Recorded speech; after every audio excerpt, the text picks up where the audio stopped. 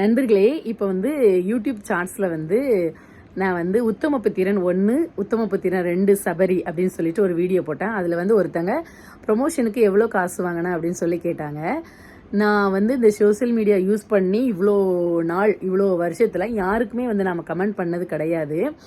So இதில் வந்து எனக்கு என்ன தோணுச்சுன்னா, இந்த ஸ்கேம்ட்ரா ட்ராமாக்கு அப்புறமா எனக்கு என்ன தோணுச்சு அப்படின்னா, நெற்றிக்கண் திறப்பினும் குற்றம் குற்றமே அப்படின்னு சொல்லிட்டு வந்து கிடச்சி எனக்கு தோணுச்சு. அப்புறம் தென் வந்து இப்போ ஏதாவது ஒரு லால வந்து ஒரு ஜஸ்டிஸ் வந்து நம்மளுக்கு கிடைச்சிருக்கு அப்படின்னா நம்ம அதை வந்து சுட்டி காட்டி இன்னொருத்தங்களுக்கு அதே ஜஸ்டிஸை வந்து வாங்கி கொடுப்பாங்க அட்வொகேட்ஸ். ஏற்கனவே நடந்திருக்கும் இல்லையா, ஃபியூச்சர்லேயோ இப்படி நடந்திருக்கிற கேஸை சுட்டி காட்டி.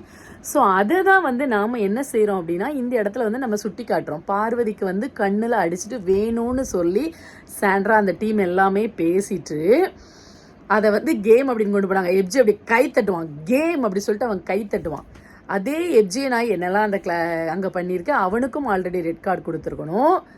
அதுக்கப்புறம் ஆதிரையை வந்து அந்த பலூன் டாஸ்கில் தலைமையில் வச்சிருந்த பிள்ளைய கீழே வந்து 2 காலையும் பிடிச்சி விக்கல்ஸ் வந்து இழுக்கிறான்.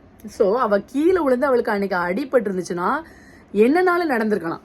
ஸோ அப்போ நீங்கள் வந்து அந்த அளவுக்கு நடந்தால் மட்டும்தான், இழுத்து தான் போட்டானே.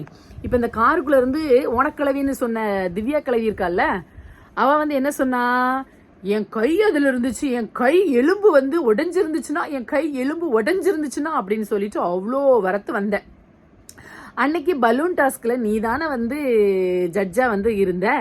ஸோ நீ அன்னைக்கு வந்து என்ன பண்ண, ஆதிரைக்கு வந்து யார்கிட்ட விக்கல்ஸ் கிட்டலாம் போய் சப்போர்ட் பண்ணி, அதை விஜிஎஸ் கிட்டலாம் வந்து நீ அட்ரஸ் பண்ணி அதை வெறிய குறும்படலாம் போட்டு காமிச்சிங்களா?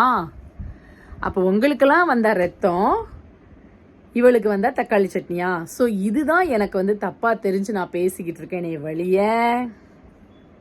இது வந்து நத்திங் சரியா. அதுக்கு கூறவங்க நிறைய பேர் இருக்காங்க சரியா. ஸோ என் மனசாட்சிக்கு பட்டதை நான் வந்து பண்ணிட்டு இருக்கேன்.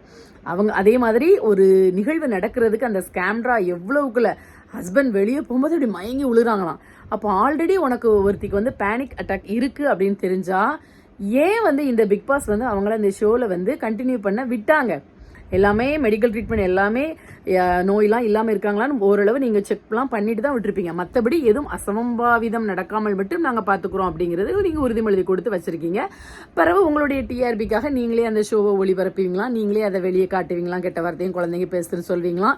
ஏன் ஸ்கேம்ட்ரா குழந்தைங்கள் வந்து ஸ்கேம்ட்ரா வந்து மற்றவங்க அசிங்கமாக பேசும்போது பார்க்காதா, இல்லை அந்த நிமிஷத்தில் பார்க்குறது அவங்க குழந்தைங்களுக்கு அவங்க காட்டுவாங்களா? அவங்க வீட்டில் அவங்க ஹஸ்பண்டே வந்து இது பார்க்காம தான் அவள் வந்து வெளியே பேட்டி கொடுத்துக்கிட்டு இருக்காரு. ஒய்ஃப் இங்கே என்ன பண்ணுது அப்படின்னு தெரியாமலே அவர் வந்து பேட்டி கொடுத்துக்கிட்டு இருக்காரு.